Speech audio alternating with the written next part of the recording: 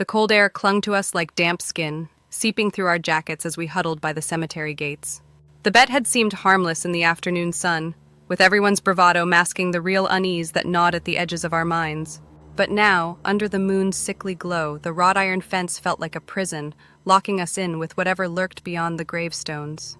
The cemetery stretched out before us, its twisted trees casting long skeletal shadows. Headstones leaned at odd angles, as if they too were trying to escape the ground. I glanced at the others. No one wanted to be the first to back out, so we stepped forward, crunching leaves underfoot like brittle bones. "Just until dawn," I muttered, my breath hanging in the air like a warning. The words sounded hollow, even to me. We spread out, the cemetery swallowing us one by one. There were no words spoken, only the quiet shuffle of boots on damp grass and the distant groan of the wind bending through the crypts. My flashlight's beam jittered as my hand trembled slightly. Every creak, every rustle in the darkness set my nerves on edge. This wasn't just a graveyard anymore. It was something waiting. I found a spot near an old mausoleum, its stone face cracked and covered in moss. Leaning against it, I tried to calm my pounding heart, but every shadow seemed alive, like it was watching me, inching closer when I wasn't looking. I could hear the others murmuring in the distance, but the words were lost in the wind, carried off into the night. Midnight was close now, and the air grew thick, suffocating almost. I checked my watch, the ticking unnerving in its consistency. 5 more minutes. Just 5 more minutes until we were halfway through this nightmare. And then I heard it, a sound so soft it could have been mistaken for the wind, but it wasn't. It was the unmistakable sound of earth shifting, like something moving beneath it. I straightened, my breath catching in my throat, straining to listen. Silence. Too much silence. Not even the wind now. The cemetery felt wrong. A prickling sensation ran down my spine, a creeping awareness that I wasn't alone. Slowly I turned, flashlight sweeping over gravestones, crypts, and then, there, just at the edge of the light, a figure standing still watching. No, not watching. Waiting. "Who's there?" I called, my voice cracking in the sudden tension. No answer. The figure didn't move. I swallowed hard, stepping forward, shining the light directly at it. And as the beam hit the figure, it crumbled into nothing. Just a shadow, I thought, a trick of the light. But then the ground shifted again, this time closer. Too close. The earth was moving, but nothing, no one was visible. I backed up, my feet tangling in dead leaves, heart hammering. I fumbled for my phone, fingers slick with sweat. The screen flickered to life, but there was no signal. Of course. That's when I heard the scream. A blood-curdling shriek that ripped through the night. One of the others, somewhere deeper in the cemetery. I froze. Then another scream, this one more frantic. Closer. And then silence again. My flashlight flickered, the light stuttering like a heartbeat. And that's when I saw it. A hand, pale and shriveled, breaking the surface of the earth just inches from my foot. I stumbled backward, my flashlight tumbling from my grasp as more hands clawed their way free from the ground, fingers gnarled and twitching, grasping at the air. I scrambled to my feet, breath ragged, but as I turned to run, they were everywhere. Dozens of them, pale figures emerging from their graves, eyes hollow, skin stretched tight over skeletal faces. And they weren't just walking, they were searching, hunting. They moved with purpose, their eyes fixating on me like they had found what they were looking for. My mind raced. Run. Hide. Do something! But before I could move, a cold hand latched onto my ankle, yanking me to the ground. I kicked wildly, the dirt beneath me turning cold and wet like a freshly dug grave. Another hand grabbed my wrist, pulling me closer to the earth, closer to the gaping maw of the grave it had come from. And that's when I understood. They weren't here for revenge. No, it was something worse. The dead were rising, but they didn't want their old lives back. They wanted new ones. And we were the replacements. The ground beneath me opened wider, pulling me down, the cold enveloping me like a coffin. I screamed, but it was drowned out by the groaning of the earth and the guttural sounds of the dead. And then, just as suddenly as it began, everything went silent. I was alone. No more screams. No more figures clawing from the earth. Just the weight of the dirt pressing down on me. I was sinking, being buried alive. And then above me, I saw it. A shadow standing over the grave, looking down with hollow eyes. It wasn't one of the dead. It was one of us. One of my friends. But there was something wrong. The eyes were too hollow, the skin too pale. And that smile, it was not human. I tried to scream, but the earth swallowed the sound. And the last thing I saw before the darkness claimed me was the figure walking away, wearing my face. The cold stung my lungs as I gasped awake, my body jolting upright, like I'd been ripped from the brink of death. For a moment I couldn't move, couldn't think, just gasping, frantic. My fingers clawed at the ground, at the dirt that had just moments ago seemed ready to pull me under. But it wasn't there. No grave. No hands. Only dead leaves and brittle grass beneath me. I wasn't underground. I was alive.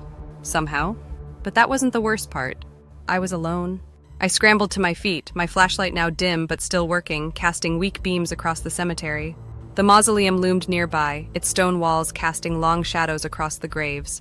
My friends, where were they? The screams I had heard, they were real. I wasn't imagining things? I couldn't have been.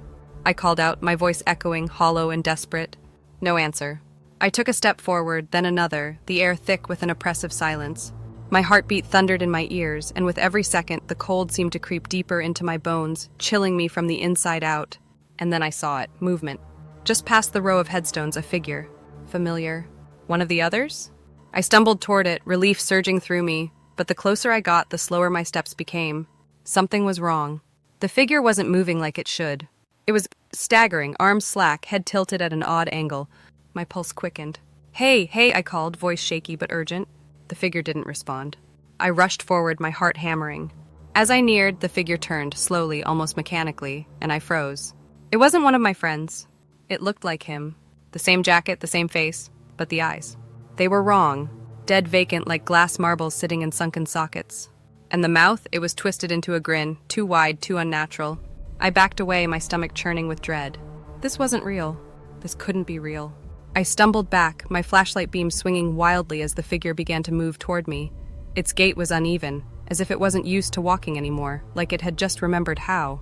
I turned to run, but my feet felt leaden, and every step was a struggle against the rising panic in my chest. As I reached the mausoleum, I slammed into the cold stone, sucking in desperate breaths. Behind me, I could hear the figure's footsteps, slow, deliberate, like it was enjoying the chase. My mind raced. What was happening? Where were the others? And why did that thing look like my friend? I had no time to think. I scrambled up the steps of the mausoleum, yanking the rusted door open and slipping inside. The air was colder here, still and heavy with the scent of old decay. I shut the door behind me, leaning against it, trying to catch my breath. For a moment, all was silent again. The only sound was my pulse pounding in my ears. But then, from the shadows of the mausoleum, I heard a faint whisper, a low, rasping sound like someone exhaling their last breath. My heart nearly stopped. I turned slowly, shining my flashlight into the darkness. Rows of stone coffins lined the walls, each one etched with names long forgotten. And then I saw it, a shape hunched over in the corner, barely visible in the dim light. My breath caught in my throat. It moved. The thing, whatever it was, shifted, its limbs jerking as it rose from its crouched position. Its face was hidden in shadow, but I could feel its eyes on me, watching. My hand trembled as I pointed the flashlight at it, and that's when I saw them. Faces? Not one. Not two, but three distinct faces, contorted and meshed together as if they had been pressed into the flesh like wet clay. They writhed beneath the skin, mouths opening in silent screams, eyes bulging, pleading.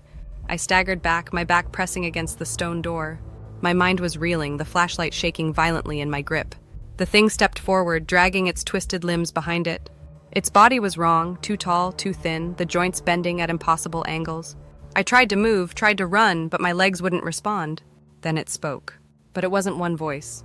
It was many. Layered, overlapping, some voices familiar, others not.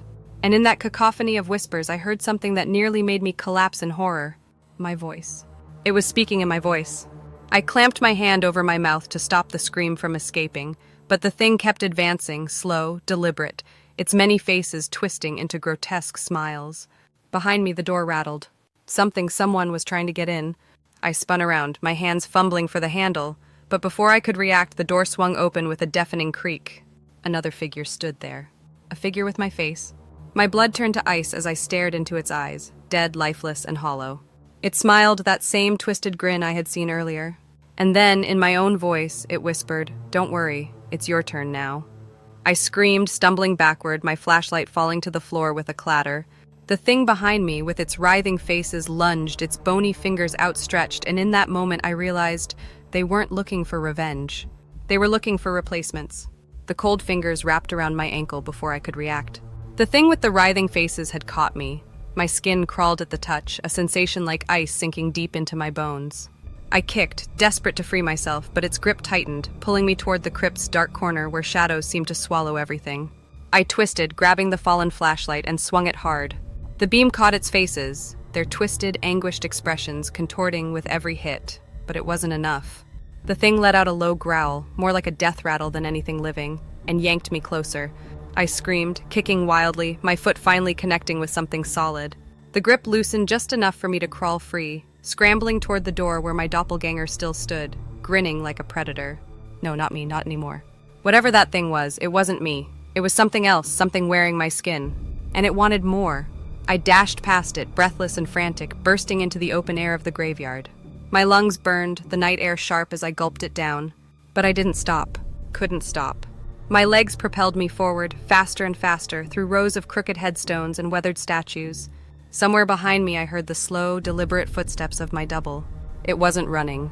It didn't need to. It knew I couldn't escape. But something was wrong. The cemetery, it had changed. The headstones seemed closer now, more crowded, and the path that had led us in was gone, swallowed by the endless maze of graves. I stopped, spinning around, the panic rising like bile in my throat. I was trapped. No way out. No end to the twisted rows of tombs and crypts. A noise broke the stillness. Footsteps, not just behind me, but all around. I spun, shining my flashlight in every direction, but the beam only caught glimpses of movement, shadows darting between the stones. Figures, hunched and slow, emerging from the earth. They were rising, dozens of them, maybe more. Pale, gaunt forms clawing their way from their graves, eyes hollow and unblinking, locked on me. My heart hammered in my chest as they staggered forward, their bones creaking with each step. And then I saw their faces, faces I recognized. My friends. Each one pale and lifeless, dirt streaked across their cheeks, their expressions frozen in a grotesque combination of fear and emptiness. Their eyes, though, were what terrified me the most. They were wrong. Dead like the other, void of anything human. I stepped back, stumbling over my own feet. No, this isn't happening, I whispered, my voice barely audible above the rising wind. My mind raced. I'd heard their screams. I'd seen the terror in their eyes as they vanished into the cemetery's depths. But now they were back, changed, taken, and I knew what was coming next. The ground beneath my feet began to tremble. Not violently, but enough to let me know that whatever had started, it wasn't over. Not yet. My flashlight flickered again, casting erratic shadows across the graves, and then it died completely, plunging me into darkness. The footsteps closed in from all sides. I fumbled for my phone, praying for some kind of light, but my hands were slick with sweat, shaking too hard to grip it. When I finally got the screen to glow, the faint light illuminated the nearest gravestone, where another figure stood. No, another me. It was impossible.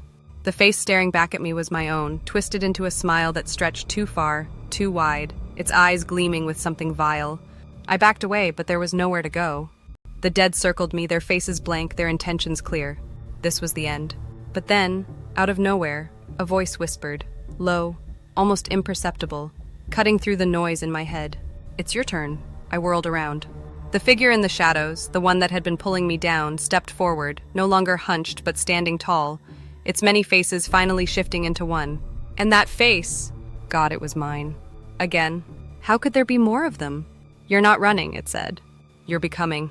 I shook my head, backing away in horror. No, this isn't real. I'm not like you. But as I stumbled, I caught my reflection in the phone's screen, distorted and warped, but unmistakably mine. My eyes were hollow now, just like theirs. My skin pale. My smile too wide. The realization hit me like a freight train. I wasn't escaping. I wasn't running. I was becoming one of them. I screamed, dropping the phone as the dead reached for me. Their cold fingers brushed against my skin, but this time it didn't feel foreign. It felt familiar. Like I belonged. The earth beneath me cracked, yawning open. The grave I had escaped was pulling me back. And this time, there was no fight left in me. The last thing I saw before the darkness swallowed me was the grin of the thing that wore my face. And the last thing I heard was its voice, whispering in the wind. Welcome home. Then everything went black. But the terror wasn't over. Not yet. Something was still shifting beneath the surface. I don't know how long I was trapped in the dark, but I remember the cold, the bone-deep, suffocating cold, like the weight of the grave was pressing down on me. I couldn't move, couldn't scream. The dead had me. I was one of them now, I thought. But then something changed. A sound broke through the blackness, soft at first, like a hum. It grew louder, more distinct, a melody of sorts. I strained to hear it, to understand what it was, and as it grew clearer, I recognized it. A voice. No, not just any voice, my voice. I opened my eyes, or at least I thought I did. There was light now, faint, shimmering, like the first glimmer of dawn breaking through a storm. I could feel warmth returning to my skin, the cold grip of the earth loosening its hold on me. The oppressive darkness that had suffocated me moments ago was retreating inch by inch, and then I saw her, standing just at the edge of the light. Her face was familiar, one of my friends. She wasn't hollow-eyed or lifeless like before. She was real, alive, smiling. A soft, knowing smile that lit up her face. "Come on," she said, her voice gentle but firm. "It's not over yet," I blinked, confused. "But the others, they're gone. The dead, they had us." Her smile widened. "Not if we fight. Not if you want to come back." I looked down at my hands, expecting to see the same pale, dead skin. The hollow eyes that I had feared were now mine. But they weren't. My hands were still mine. Flesh, blood, and warmth. The grave hadn't taken me yet. Not completely. A strange strength surged through me. Maybe it was the light, or maybe it was the faint song still playing in the back of my mind, but I felt it. A sense of hope, however small, growing inside me. I could fight this. I wasn't going to let the cemetery keep me. The ground beneath me began to shift again, but this time it wasn't pulling me under. It was pushing me up, as if the earth itself was letting go. The light grew brighter, and I pushed forward, crawling toward my friend's outstretched hand. As soon as our hands touched, the world around me exploded with light. Brilliant, blinding light, like the sun had risen in the dead of night. The shadows shrank away, the graves that had seemed to pull at me now silent, lifeless once more. I stumbled to my feet, gasping for air as if I'd just surfaced from the depths of a dark ocean. My friend was still there, still smiling, but now, so were the others. All of them, the ones I thought had been taken, my friends. Alive, real, standing with me in the soft glow of the early morning light. "It's over," she said softly, glancing around at the cemetery. The headstones were still, no figures rising from the ground, no twisted versions of ourselves lurking in the shadows. Just silence, peaceful and undisturbed. I shook my head, still trying to understand. "But how? What happened?" She looked at me, eyes soft but filled with a strange wisdom. "We weren't the replacements. We were never meant to be. The dead. They were looking for something else. Maybe they needed to know they weren't forgotten, or maybe they just needed to see that we weren't ready to give up." I looked around, the eerie stillness of the graveyard suddenly feeling less menacing. The twisted figures that had hunted us were gone. The faces, the voices, the creeping sense of death, it had all melted away in the dawn's light.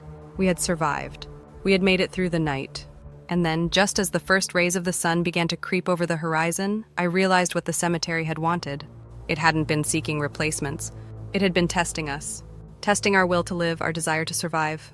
And in that final moment, we had passed. The weight of the night's terror lifted from my chest. The others gathered around me, their faces filled with the same mixture of disbelief and relief. We were alive. Against all odds, we had made it. As we walked back toward the gate, the cemetery felt different. Less like a prison, more like a resting place. A place where the dead could sleep peacefully, knowing they had not been forgotten, and where the living could carry on, knowing they had the strength to survive the darkest of nights. We reached the gates, the sun now fully above the horizon, casting warm, golden light across the graves. I turned back one last time, expecting to feel a lingering sense of dread, but instead, there was only peace. We had faced the graveyard shift and won, and as we walked away, I couldn't help but smile. The nightmare was over, but the lesson stayed with me. Sometimes survival isn't about escaping death. It's about embracing life and the fight to hold on to it. For now, at least, the dead could rest easy. And so could we.